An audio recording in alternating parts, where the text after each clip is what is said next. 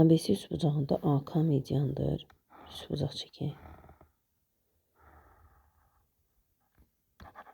ABC.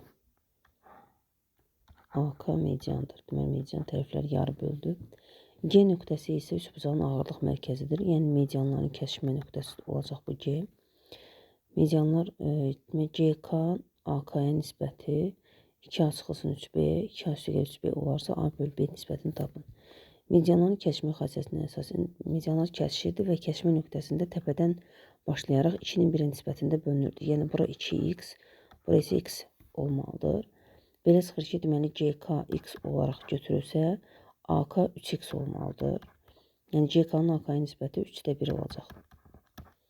Və 3-də 1 də bərabər olmalıdır. Verilən nisbət 2A çıxılsın 3B, 2A üstəgəlsin 3B. Çarpaz olaraq vursaq alarıq. Deməli, 2A üstəgəlsin 3B bərabərdir.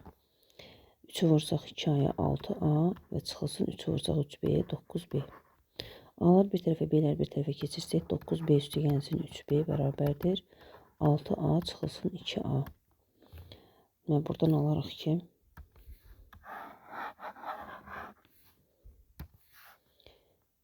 12B bərabərdir 4A'ya. Hər tərəfi 4'ə bölsək 3B bərabərdir A'ya.